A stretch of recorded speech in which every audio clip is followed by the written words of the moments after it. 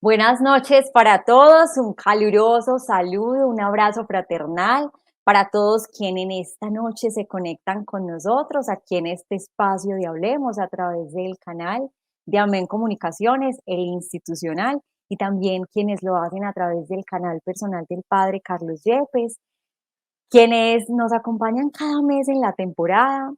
Saben muy bien el tema que hemos estado conversando durante el mes de mayo, un mes hermoso dedicado a nuestra Madre del Cielo, también dedicado a nuestras madres terrenales, y que lo hemos enfocado a hablar sobre la familia, ese núcleo tan importante para la sociedad, ese puerto seguro que cada uno de nosotros tiene el tesoro y el regalo de tener. Y hemos venido tratando distintos temas a lo largo de los martes y jueves, y hoy de manera especial vamos a hablar de uno que importantísimo en esta temporada de SOS Familia. Para ello, el Señor nos ha traído un invitado muy especial, se los quiero presentar. Él anteriormente nos había acompañado ya con otro tema en otra temporada, pero hoy vuelve con nosotros precisamente porque el Señor lo ha puesto en distintos frentes, en distintas misiones. Una de ellas, por ejemplo, a trabajar en la defensa de la vida, sobre el sí a la vida. Es también director de servidor y líder de la Renovación Carismática Católica. Y también a través de fundaciones ha trabajado con personas de la calle, que muchos de ellos precisamente están alejados de sus familias, pero yo quiero que sea él quien termine de presentar en todos esos frentes que el Señor lo ha puesto. Y en esta noche les quiero presentar a Junior Londoño. ¿Cómo estás, Junior? Hola, Joa, muy feliz de poder estar. Un saludo para todos los que están conectados a esta hora de la noche, compartiendo con nosotros sobre este tema tan importante.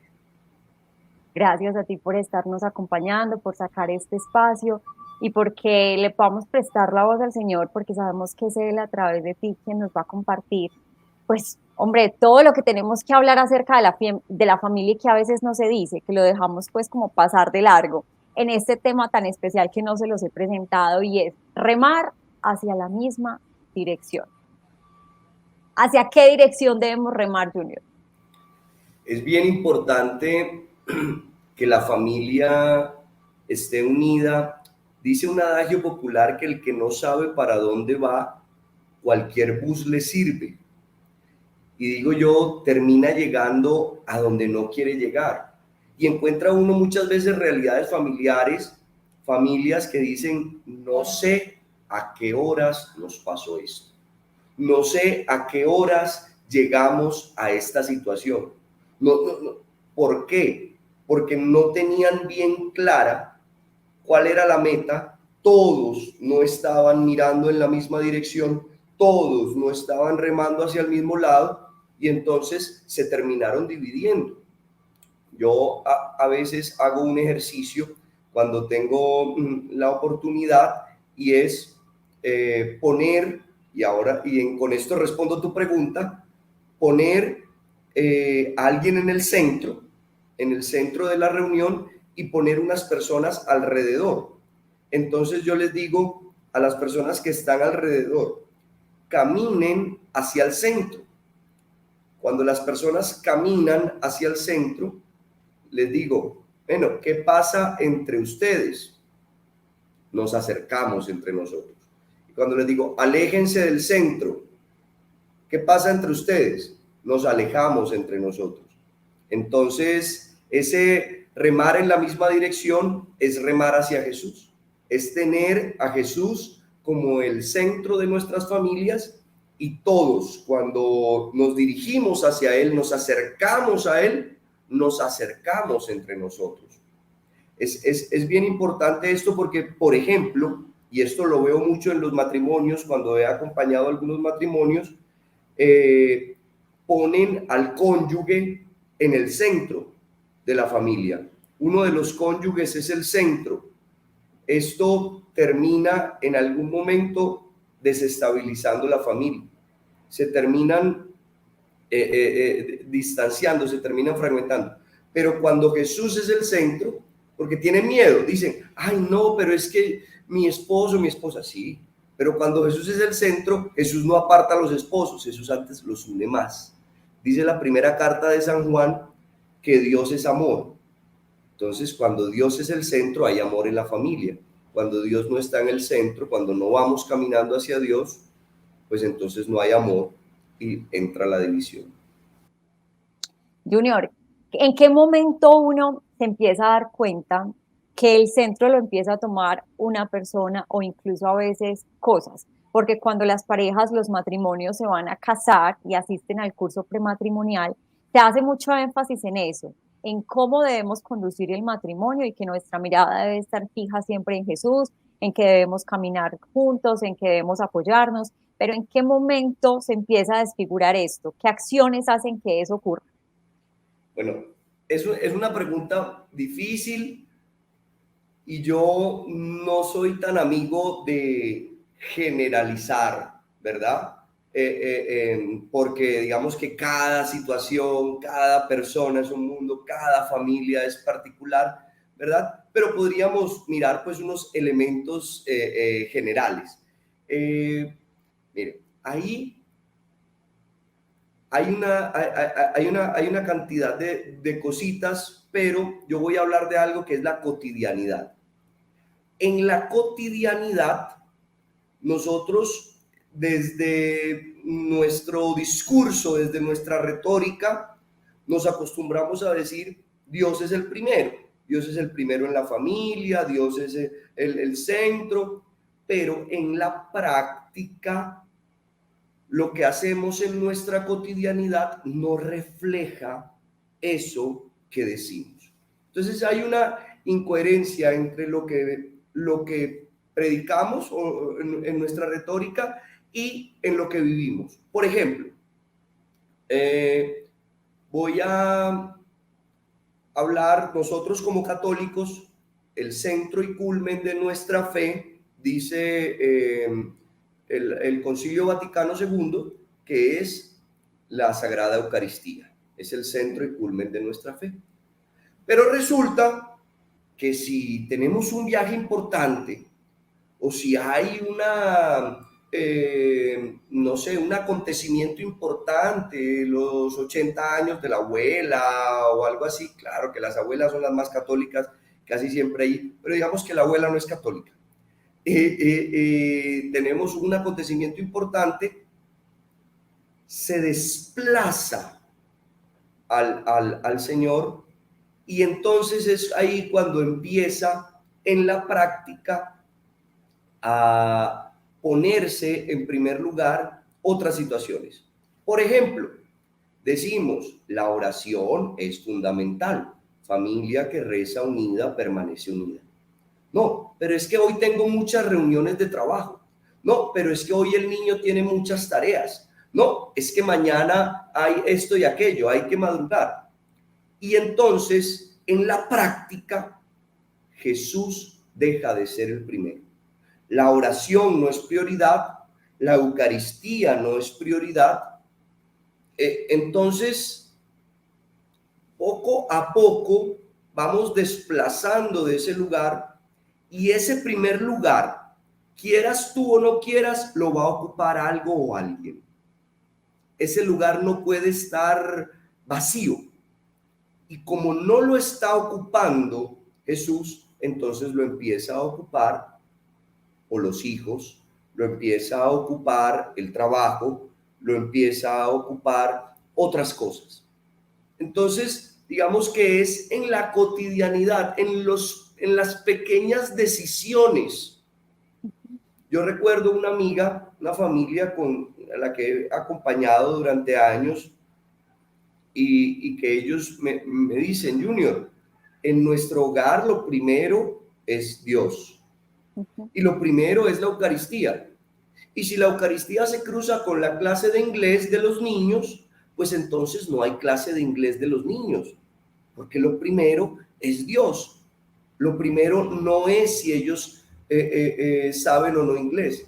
Y me parece muy lindo lo que esta familia me dice. Me dice, vea, a nosotros, y sé que es cierto, no nos interesa si los niños son bilingües, que de hecho lo son. Son niños ujú. pequeñitos y son unos genios. No nos Sí, interesa, dice, si saben matemáticas. No nos interesa. Nos interesa que sean santos. Entonces ahí uno ve una familia que tiene como prioridad y como centro a Jesús. Pero digamos que el mundo contemporáneo nos ha vendido que, y eso lo vamos, no me quiero tampoco adelantar, pero bueno, ya lo empecé, ya lo termino. El mundo contemporáneo nos ha vendido que la realización de nuestra vida es producir, consumir y entretenernos. Y que ese fuera como el fin de la familia, ayudar a los miembros a que produzcan mucho, a que consuman mucho y a que se entretengan mucho. Entonces empezamos a medir el éxito familiar. Qué familia tan bonita, porque compra por una casa en Llano Grande gigante, porque entonces tiene una empresa muy productiva, porque se toman unas fotos muy bonitas en unos viajes muy exóticos. ¿Qué familia tan bonita tienes? Y va uno a ver qué hay adentro y no hay esa tal felicidad ni esa tal belleza, ujú, porque es hacia afuera y no hacia adentro. Cuando la familia se cultiva desde Dios, entonces hay unas buenas relaciones, hay un ambiente de amor, hay paz, hay conflictos, sí, porque eso también es un mito, pilas con eso, que las familias perfectas no pelean, que no hay discusiones, no, no, no, en todas partes hay discusiones, pero hay la forma, la sabiduría, la paz, el perdón, los elementos necesarios para que esas peleas o esas diferencias no sean las que preponderen, sino que prepondere la unidad de la familia. ujú. Junior, yo creo que ese tema es demasiado extenso y porque, a ver, en este ejemplo puntual que nos estás diciendo de esta familia, que para ellos es prioridad la Eucaristía frente a la clase de inglés, diría uno, bueno, es que el ideal de familia es que ambos, esposo y esposa, como ese núcleo primero, estén guiando entonces hacia esa misma dirección, estén remando hacia esta misma dirección para que puedan avanzar.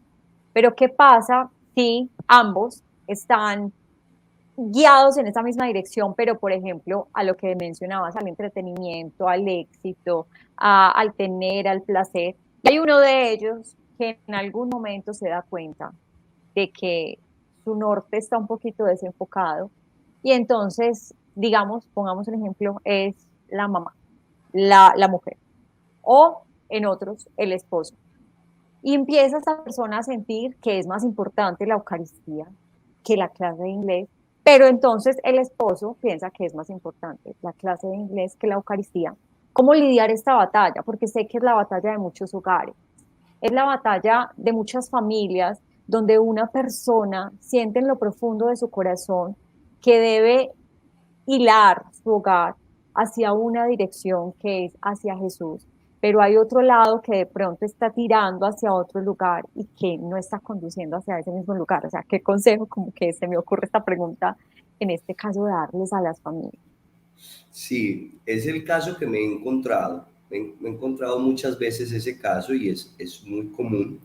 Y pensaría uno que es más común el caso donde es la mujer la que está pues como en Con esa la batuta. línea. Pero he tenido casos más cercanos de donde es el hombre el que se ha encontrado con Jesús y la mujer está en otro cuento y es mucho más difícil porque digamos que los niños siempre tiran, voy a decirlo en estos términos, para donde la mamá.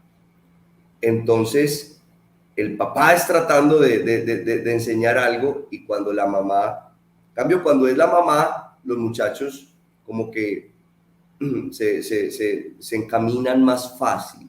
Pero bueno, lo primero que hay que decir allí es que en el desayuno se sabe cómo va a ser el almuerzo. Entonces, primero hablarles un poquito a esas familias que apenas se van a constituir, esas parejas que están en un proceso de noviazgo, que no sea que novio y dicen novio es porque no vio, porque no vio. No, que en ese proceso de noviazgo nosotros podamos realmente discernir quién es esta persona con la que estoy proyectando una familia, con la que me estoy proyectando para vivir toda la vida. Porque es que nos cerramos y claro, en los primeros momentos de la relación, uno muestra lo más bonito, uno muestra lo mejor de uno. Después se va conociendo lo otro, pero las personas, y bueno, no es el tema, pero quiero decirlo, las personas van creyendo que no van a encontrar nada mejor. Casi siempre es lo que me he encontrado en los noviazgos y cuando hay rupturas o cuando hay dudas en los noviazgos, las personas creen, yo no voy a encontrar a alguien mejor que este y terminan entonces comprometiéndose, casándose, construyendo una familia donde había serias dudas sobre si esta persona era la indicada en su vida. Lo primero es pedirle mucho discernimiento a Dios, entonces, en ese momento preparatorio.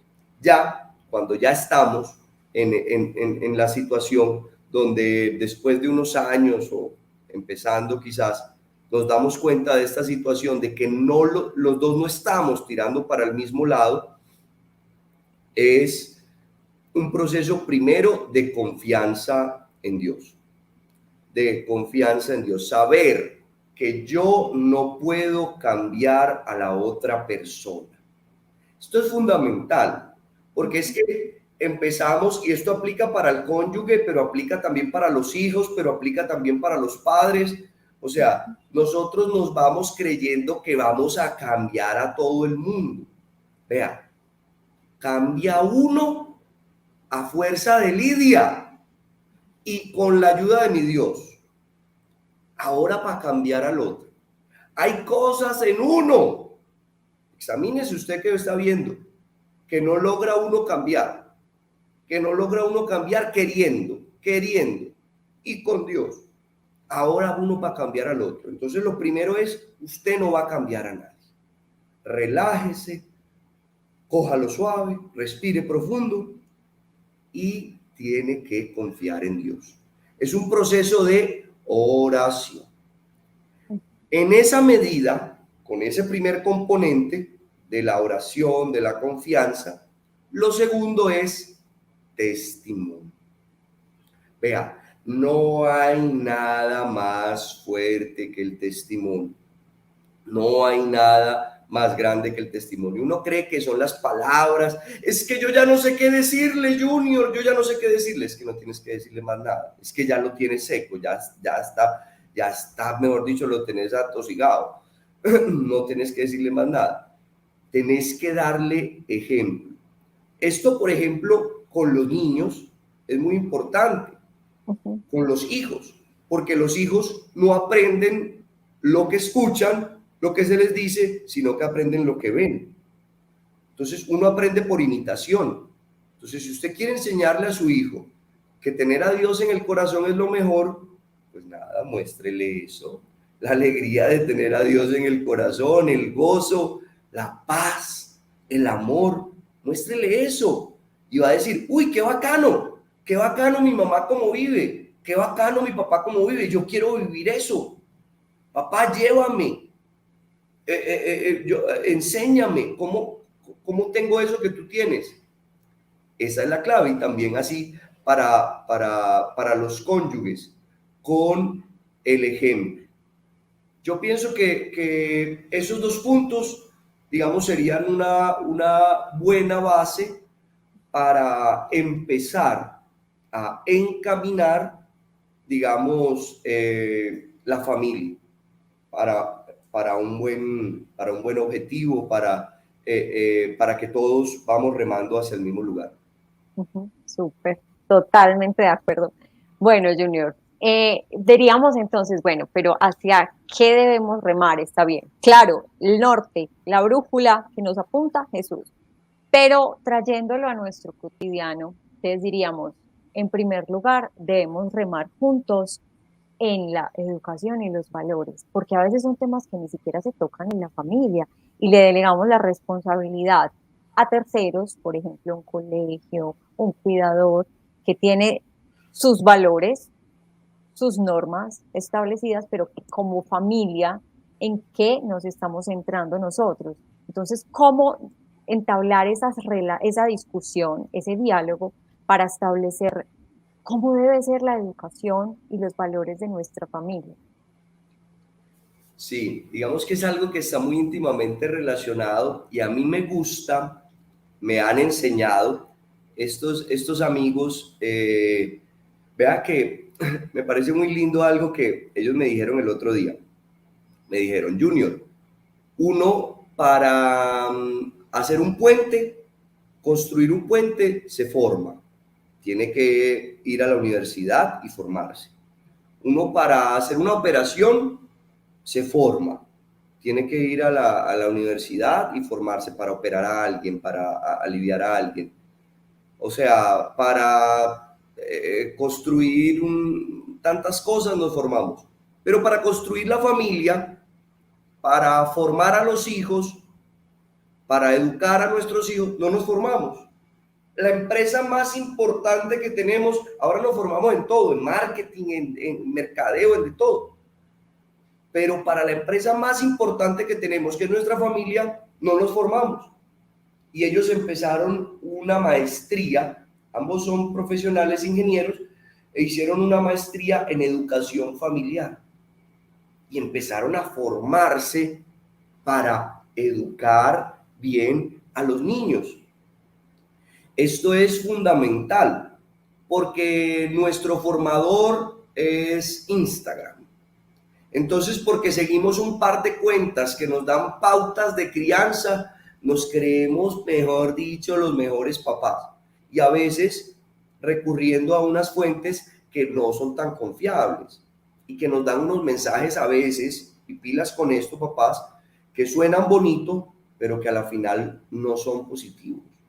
Entonces, tenemos que revisar las fuentes y tenemos que primero empezar a formarnos. En esa línea, estos amigos, estos papás, me han enseñado algo que es la educación en virtudes. Y esto es muy importante. Cómo educar a nuestros hijos en virtudes.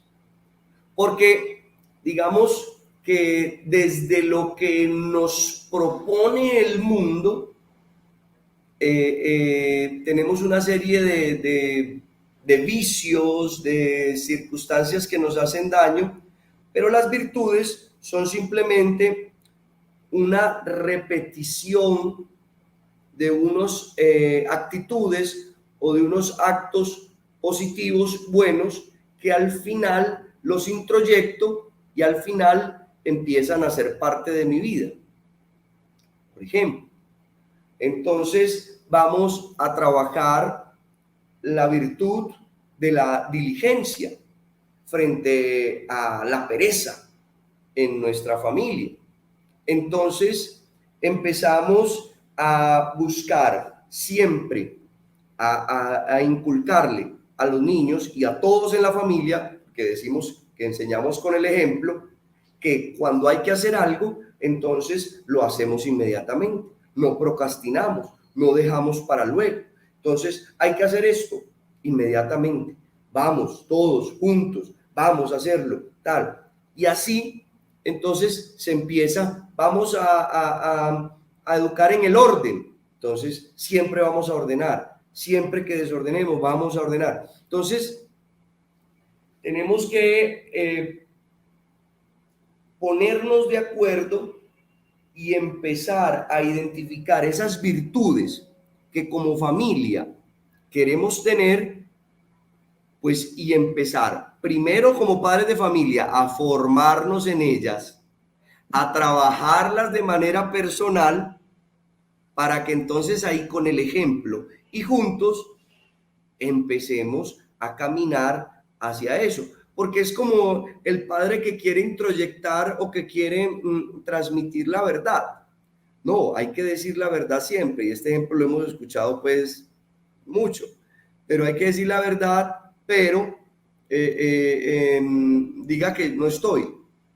Diga Así es. sí, que ya salí, que ya voy. Dígale que yo ya salí, que ya voy, que ya voy saliendo y se está bañando. No, entonces es primero empezar a vivirlo como los padres o los responsables, las personas que estemos con los más pequeños, para así juntos empezar a ayudarle a vivir esas virtudes a los más pequeños. Ujú. Bueno, Junior, en este tema, por ejemplo, uno va a una empresa y cada empresa tiene sus valores, uno va a un colegio y los colegios tienen sus valores.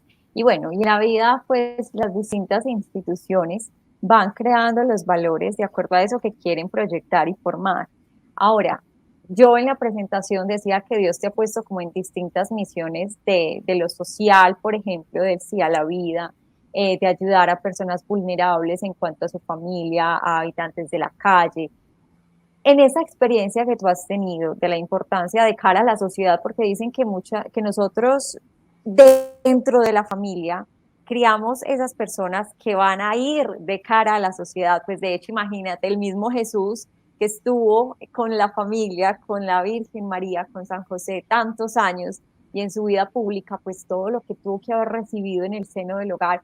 ¿Cuáles crees tú que deben ser esos valores innegociables, no teniendo que ser esos los que adopten las familias, sino como un ejemplo y como un punto de partida de que de pronto les dé luz a que cuando terminen este espacio y se vayan a la cama y como esposos puedan dialogar y decir, ve, yo creería que sí, que esto puede ser un punto de partida, analicémoslo, pensémoslo, si nunca lo hemos dialogado o si tenemos unos que quizá no sean en los que realmente le van a aportar algo a la sociedad.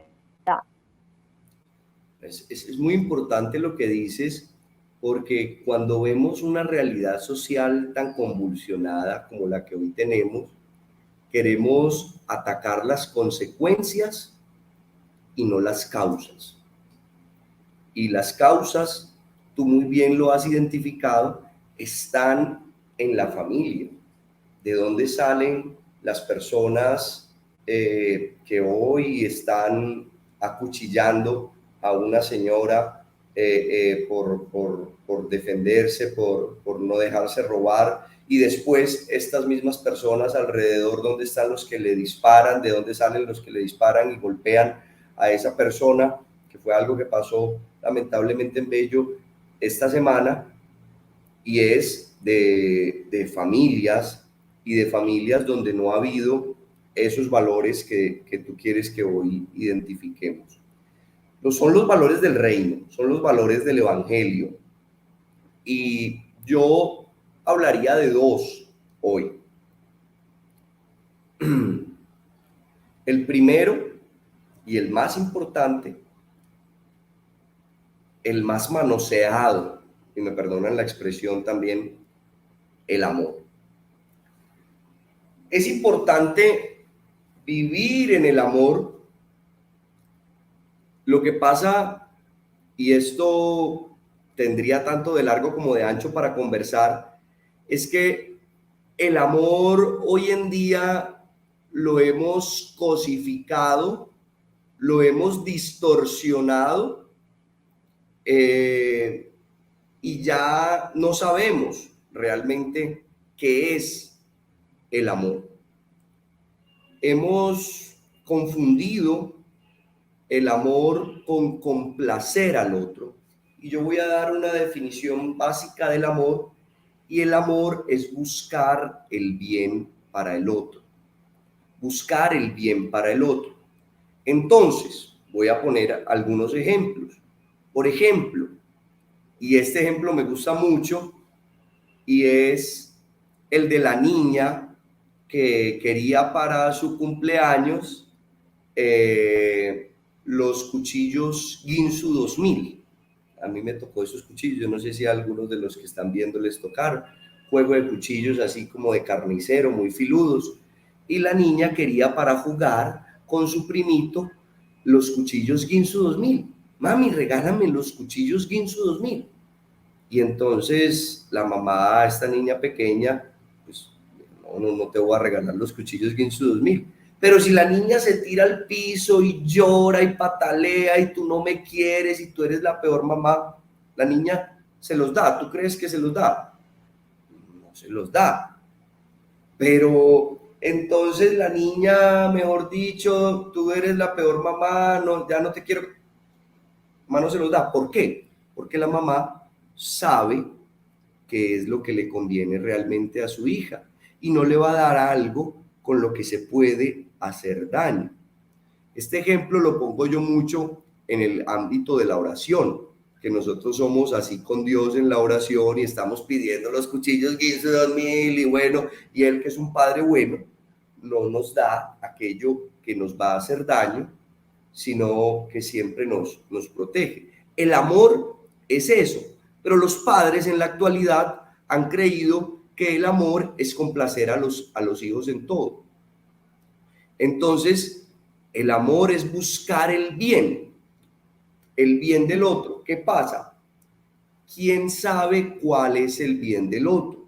Ahí entramos en algo mucho más profundo. Y voy a permitirme hacer este comentario, este paréntesis. Adán y Eva, cuando pecaron, el Señor les dijo, pueden comer de todos los árboles, menos uno, el árbol del conocimiento del bien y del mal. ¿Por qué? Y cuando la serpiente los engaña, les dice, si ustedes comen de ese árbol, ustedes serán como Dios. Cuando nosotros empezamos a querer decidir qué es lo bueno y qué es lo malo, tener ese criterio que solo le compete a Dios, es cuando empezamos a equivocarnos y es cuando empezamos a hacernos daño. Entonces, lo bueno para el otro no es lo que el otro quiere para sí, pero lo bueno para el otro no es lo que yo quiero para él. Lo bueno para el otro es lo que Dios quiere para él. Entonces ahí lo importante, y volvemos al inicio, de que Jesús esté en el centro, ¿verdad? Porque ese amor se va a vivir en la medida que yo puedo descubrir y discernir cuál es la voluntad de Dios para mi familia. Y eso se discierne también en conjunto, se discierne también en familia, ¿verdad? Y ahí es cuando empezamos a realmente a vivir el amor. Cuando yo descubro qué es lo bueno para el otro y aún a pesar de gustos, aún a pesar de quereres personales, soy capaz de renunciar a mí mismo por el bien del otro. No por complacer al otro, que es muy diferente, sino por el bien real de la otra persona, por el bien real de mi cónyuge. Entonces ahí, por ejemplo, cuando empiezan y me dicen, y creo que lo puedo decir, parejas que me dicen, Junior, es que a él le gustan unas cosas muy raras y me presiona para estas cosas y no sé qué, y no sé qué, y no sé qué. Y yo, para que él no se sienta mal, entonces yo le digo, no, es que usted no está ahí para complacer esas cosas raras. Usted está ahí para amarlo, amarlo en lo que Dios quiere para los dos. Entonces, si usted cede ante eso, usted no está cediendo por amor real, usted está cediendo por un miedo, por un apego o por una complacencia, pero no por amor. Entonces, hay que quitarle un montón de cosas alrededor de el amor para poder descubrir realmente entonces qué es el amor. Entonces, el primer valor, y perdón que me extendí allí, es el amor. El amor que debe reinar en el hogar, pero el amor visto desde la perspectiva de Dios, como lo acabamos de esbozar, porque digamos que podríamos hablar mucho. Y el segundo valor que quiero mencionar es la verdad, el amor y la verdad. A ver, este mundo, esta sociedad contemporánea es una sociedad, para nadie es un secreto, dominada por la mentira. La mentira domina los contextos económicos, laborales y familiares también. Entonces, hoy la verdad debe estar en el centro de nuestras familias y debemos empezar a trabajar eso. Desde la pareja, con los hijos. Voy a poner un ejemplo algunos no estarán de acuerdo y me perdonan, pero voy a poner un ejemplo muy sencillo y muy práctico. Con los hijos, por ejemplo. En la pareja yo creo que está más que claro allí, aunque hay personas que dicen, no, hay personas dentro de la fe y del contexto religioso y de familia que dicen, hay cosas que no se deben decir. Yo soy de la línea y me perdonan los super expertos de que sí, las cosas sí se deben decir. En un contexto de amor, de verdad, de oración, deben decir las cosas. Pero voy a poner un ejemplo con los niños, muy común, que es el niño Jesús el que trae los regalos en diciembre. El niño Jesús viene, yo no sé, por una chimenea, que nosotros no tenemos chimenea, pero viene por no sé dónde y te trae los regalos y los pone debajo de la cama. Es una tradición bonita, es una tradición que de alguna manera remite a la fe de los más pequeños, pero yo les voy a decir algo y me perdono, y lo he conversado con familias amigas que están en este camino. No deja de ser una mentira. No deja de ser una mentira en el hogar, de yo decirle al niño porque está ay, es que es una ilusión, ni qué ilusión. No le diga mentiras al muchacho, eso es una mentira. Que el ratón Pérez te trae un billete si tú, no existe el ratón Pérez. O sea, me perdonan si soy muy terrible, pues si a alguno no le gustará, ay no, este muchacho tan exagerado, ya no. Pero es que cuando vivimos en la verdad, es desde todas las perspectivas y en todos los momentos. Porque desde esas cosas pequeñas entonces empezamos a decirle a los niños, y acuérdense esto, con el ejemplo, que hay unas mentiras que son piadosas, que son bonitas, unas mentiras que son tiernas. Y no es cierto. Vivir en la verdad, Jesús dice en el Evangelio, yo soy el camino, la verdad y la vida. Vivir en la verdad es vivir en Dios. Y entonces, en todos los momentos, debe ser la verdad un componente fundamental. Y ahí entonces empieza a generarse confianza entre los cónyuges, confianza entre los hijos y los padres, confianza para contar las cosas. Porque entonces, si no vivimos en la verdad, no se genera este otro valor que es la confianza, que es lo que lleva, por ejemplo, a los niños a buscar consejo en sus pares y no en sus padres, a buscar consejo en sus amiguitos y cuando empiezan a desvirtuarlos y a llevarlos por donde no es.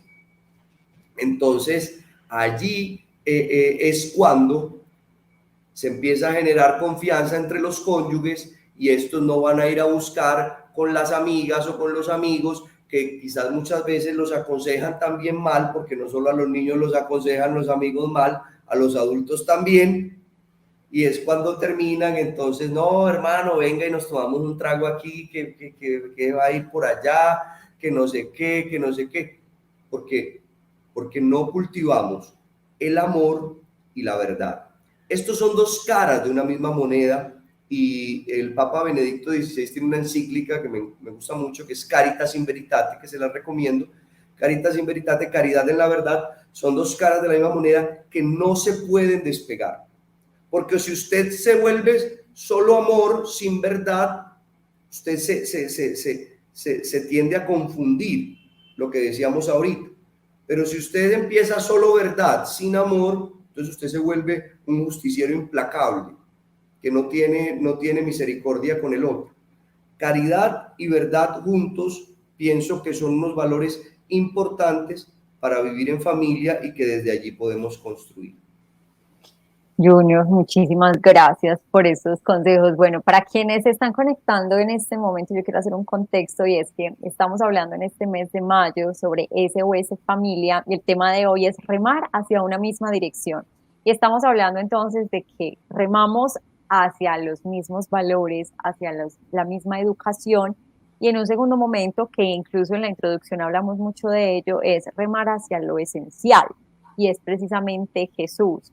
Muchas veces hemos remado y quizá nos estemos dando cuenta por medio de estas palabras o que en otros momentos, pues a lo largo de estas semanas o de estos días, vengamos pensando y nos venga taladrando lo mismo, porque así habla el Señor, Él lleva como un proceso con nosotros y nos va hablando de distintas maneras. Entonces nos hemos enfocado a remar hacia netamente lo económico, hacia la educación, hacia eh, eh, tantos aspectos de la vida que realmente nos dejan vacíos, pero que no hemos remado hacia lo esencial que es Jesús. Ahora, la pregunta para este punto, ya que lo abordamos mucho en la introducción y si apenas llegaron, entonces les recomiendo es que después vean la introducción que se abordó, se amplió mucho. ¿Cómo empezar a mitigar un poquito entonces eso es lo que hemos remado? Yo de entrada diría que es establecer prioridades, o sea, sentarme con mi pareja y entonces decir, listo, vamos a priorizar, pero de acuerdo a tu experiencia, ¿cómo podemos empezar a mitigar para que tampoco sea un cambio abrupto y después digamos, esta familia se enloqueció, sino que sea algo que podamos perseverar en el tiempo y que realmente nos haga felices? Yo pienso que es muy importante concientizarnos de que somos seres integrales, de que no somos solo cuerpo, solo alma, solo espíritu, sino que somos cuerpo, alma y espíritu. Entonces, en esa medida, como familia, vamos a hablar de algo, pues, que es el alimento. El alimento, podríamos decir el vestido. Vamos a hablar del alimento. ¿Cuánto tiempo en nuestra familia y yo, como miembro de la familia, en cualquiera que sea mi lugar dentro del contexto familiar, cuánto tiempo estoy invirtiendo, cuánto estoy haciendo entonces para lo material, lo físico, el alimento físico? Entonces digo, no, yo dedico 8 horas, si soy el papá o la mamá, a trabajar para traer el alimento material y siempre buscamos mercar y que haya lo necesario, en fin, nos preocupamos y nos ocupamos de esto. En cuanto al alma, al corazón, entonces, ¿cuánto tiempo estamos dedicando a cultivar o a alimentar, estamos hablando en términos de alimentación, alimentar ese corazón? ¿Cuánto tiempo nos estamos dedicando como familia a compartir la vida, a conversar, a abrazar, a hacer esas manifestaciones sencillas y cotidianas de afecto que alimentan el corazón? Porque es que, pilas, normalmente comemos 3 veces al día cuando menos, pero ¿cuántas veces al día alimentamos el corazón del otro, de mi familiar, de mi hijo, de mis padres, de mi cónyuge y el propio nuestro? Esto es importante porque cuando nos descubrimos integrales, entonces vamos a ver que estamos desbalanceados, lo que tú dices. Estamos dedicando más tiempo, más interés, más atención a un área que a otra. Entonces dijimos, alimento material, alimento del alma, del corazón, y ahora vamos al tercero, alimento espiritual. ¿Cuánto tiempo al día como familia estamos dedicando a nuestro alimento espiritual? cuánto tiempo estamos dedicando a los sacramentos, a la oración, a la lectura de la palabra. Porque es que vemos desde el desbalance cuando decimos 3 comidas al día, pero cuando decimos que vamos una vez a la semana a la misa. Entonces decimos, bueno, ¿qué está preponderando en mi familia? Está preponderando, no soy una familia integral, sino que soy una familia como más que tiende a lo material y a darle más importancia a lo material, y lo espiritual entonces va perdiendo importancia. Y cuando dijimos al principio desde el discurso, decimos que Dios es lo primero. Entonces ahí empezamos a decir, bueno, ¿qué vamos a hacer para balancear? Me gustó esa palabra que usaste, para balancear la alimentación como familia integral que somos y como seres integrales que somos. Bueno, ¿cómo vamos a aumentar entonces el alimento espiritual? La oración en familia, el compartir la palabra en familia. Vamos entonces, si nos gusta el rosario, vamos a rezar el rosario, o vamos a hacer una lectio divina juntos y vamos a leer el evangelio juntos y a compartir, o vamos a hacer una oración espontánea donde le vamos a entregar a Dios lo que vivimos durante el día. Y esto es muy, muy importante. Yo quiero hacer una pequeña cuña aquí, porque es importante la oración en familia con los niños, fundamental, pero en pareja también es importante la oración, porque es una la línea de oración o el enfoque de la oración con los niños, y es otra el enfoque de la oración cuando yo estoy con mi pareja solo. Entonces, yo les pregunto mucho a las parejas, cuando me siento con las parejas, les digo, ¿ustedes oran? Ay, nosotros oramos con los niños, sí, nosotros hacemos el ángel de mi guarda, no sé qué, sí. ¿Y ustedes? No, no, no, nosotros no oramos. Entonces, no, y siempre les digo a las parejas, en estos días me invitaron a un retiro de parejas y les dije y les retaqué y les dije, no se puede acostar sin orar juntos como pareja, hacer una oración juntos como pareja.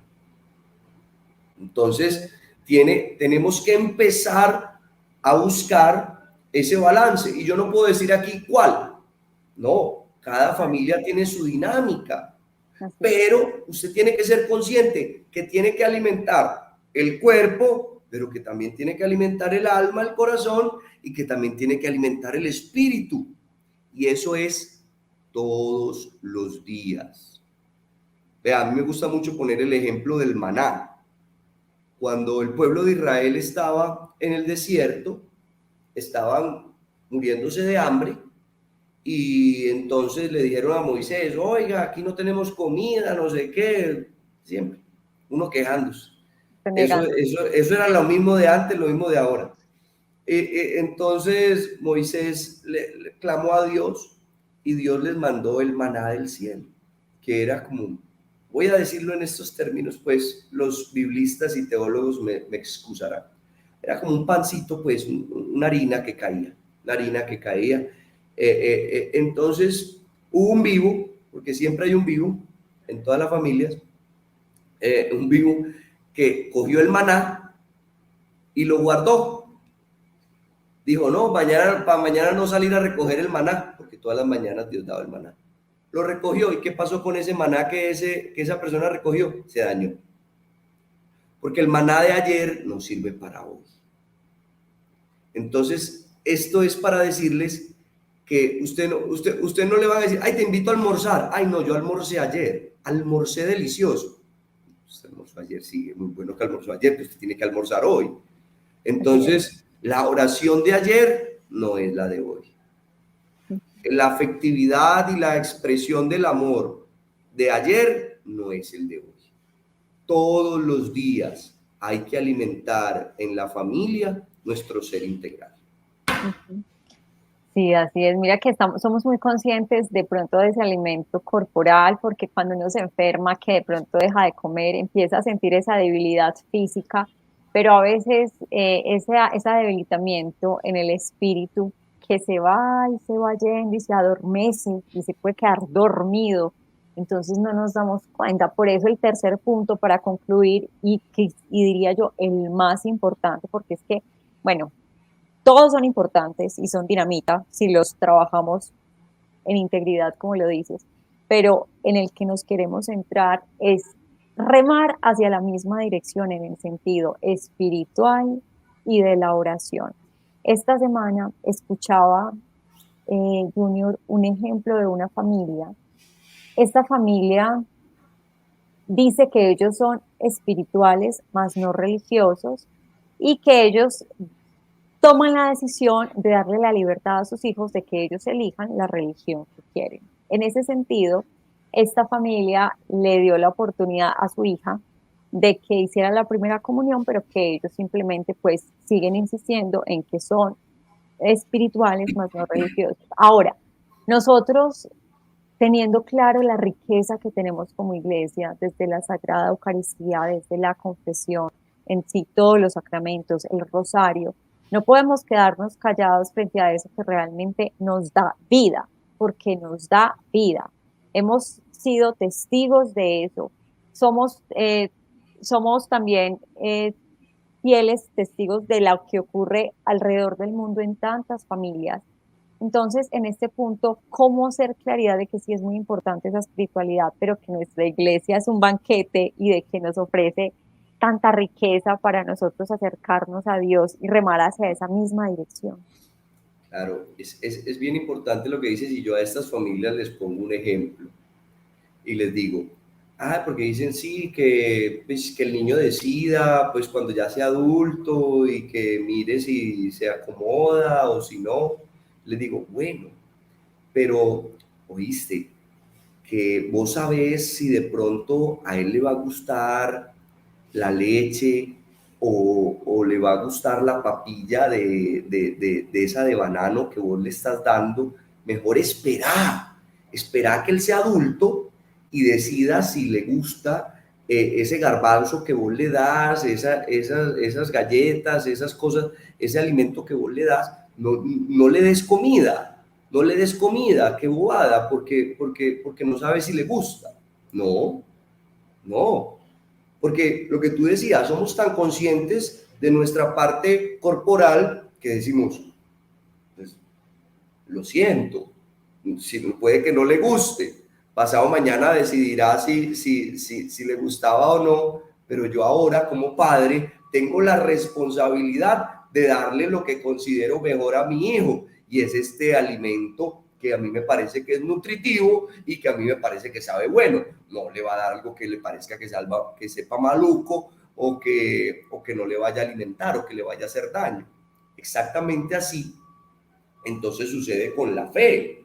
O sea, yo voy a darle a mi hijo desde más temprana edad, lo que para mí es lo más grande, lo que para mí es fundamental, lo que para mí es lo más importante, que es entonces a nuestro Señor Jesucristo y la fe que puedo tener en Él.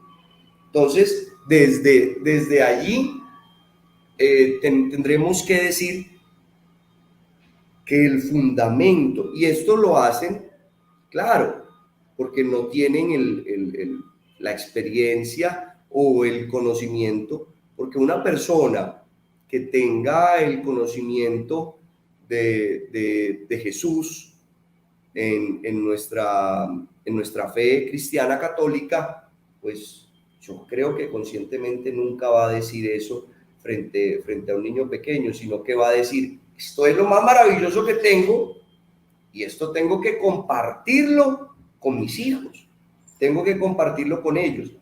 Y entonces, para ir englobando, digamos, la respuesta y el tema, a mí me parece que en ese remar hacia la misma dirección tenemos que descubrir cuál es el propósito de la familia y cuál es el propósito mío también como padre. Porque es que hemos perdido el propósito y cuando la familia pierde el propósito de proteger, de educar, de cuidar, de amar, Cuando la familia pierde el propósito, entonces pierde el sentido y pierde todo, pierde todo. Pero cuando sabemos, entonces encuentra uno padres que dicen, yo soy el mejor amigo de mis hijos. Y encuentra uno papás que lo que hacen es jugar videojuegos con los niños. Está bien, yo no digo que no juegue los videojuegos con los niños, pero su hijo no necesita un mejor amigo, su hijo necesita un papá, una mamá que lo cuide, que lo eduque, que le diga qué es lo mejor y que lo ame.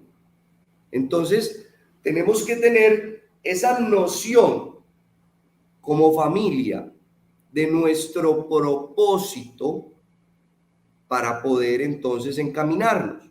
Y si vamos entonces en un aspecto más trascendente, es nuestro propósito como familia, es nuestro propósito como seres humanos, que es llegar a la santidad, ser santos, que es a lo que Jesús nos llama, que todos sean santos, como vuestro Padre es santo. Entonces, estamos llamados a eso y nuestra familia debe plantearse objetivos o debe plantearse más bien estrategias para llegar allá. Porque nos planteamos estrategias para el viaje de diciembre. Ay, vamos a empezar a ahorrar, vamos a hacer esto, vamos a no sé qué, para poder irnos para Europa. O nos planteamos estrategias para cambiar los muebles, o no sé qué cosa, cualquier bobada, o para entrar a la universidad. Ay, tienes que hacer un curso preuniversitario y no sé qué, y no sé qué, y no sé qué. ¿Qué estrategias nos estamos planteando como familia para ser santos? Porque cuando no lo tenemos, cuando lo damos como obvio, lo perdemos de vista. Y es lo que muchas veces le hago ver yo a la gente. Sí, Junior, eso sí, pero no me ponga peros. No me ponga peros porque no lo puede dejar como algo obvio, porque cuando lo deja como algo obvio, ahí se le perdió de la vista. Pero cuando lo tenemos presente, entonces decimos, bueno, vamos a empezar a trabajar y vamos a empezar, tenemos que recortarle a esto, tenemos que formarnos en esto, tenemos que trabajar en esto, porque también queremos que todo venga como por infusión en lo espiritual. No, tenemos que dedicarle tiempo a las cosas, tenemos que orar más, tenemos que formarnos más. Y como familia tenemos que hacerlo, porque muchas familias yo me las encuentro y me dicen, Junior, pero es que yo no sé nada de Biblia, ¿yo cómo le enseño a mi hijo? Pues tiene que empezar usted a aprender, tiene que empezar usted a estudiar, tiene que empezar a dedicarle tiempo a eso. Ay, es que tengo tantas cosas. Entonces, ¿cuál es la prioridad? ¿Cuál es la prioridad? Tenemos que empezar a darle prioridad a lo prioritario. Y eso no, nadie dijo que iba a ser fácil, pero sí que va a ser lo mejor y que vamos a ver luego los frutos reflejados en nuestra vida y en nuestra familia. Ay, Junior, muchas gracias. Sabes que conclusión me quedo con algo cuando decías que es que mencionaste la palabra ver, o sea, vemos lo que está a nuestro alcance. Es decir, yo creo que nos hemos encargado de remar en lo superficial y el Señor nos invita a remar mar adentro. O sea, a encontrar los tesoros y a sondear a lo que realmente estamos llamados y es hacia la santidad y eso solo de su mano. Entonces, quería agradecerte por habernos acompañado por este espacio, además porque sé que el Señor te sigue llamando a más misiones y nosotros también como papás, como familias, tenemos que estar enfocados en las decisiones que tomamos en aras a la sociedad, porque hay decisiones que dentro del hogar nosotros podemos tomar y que lo hacemos con convicción, con información, con amor, pero que también de cara a la sociedad el Señor va poniendo no solamente a los santos sacerdotes, sino a laicos, y que son laicos enamorados y convencidos de la fe. Entonces, me compartía, ¿cierto?, detrás de cámaras, que el Señor te había hecho también, te había extendido una invitación nueva a servir. Sí, sí, sí, sí, muy importante ser dóciles a ese llamado de Dios y digamos que hay muchas áreas desde nuestro ser de laicos que debemos entrar y la familia hay que defenderla desde la familia, pero también desde el contexto político, también desde el contexto social, y bueno, desde allí estamos trabajando por construir una sociedad donde se valore y se promueva de una manera importante la familia, porque sí decimos la familia es el núcleo de la sociedad, pero empezamos a darle prioridad a lo económico y a todo, así también como lo hacemos en lo micro, lo hacemos en lo macro y tenemos las consecuencias que tenemos.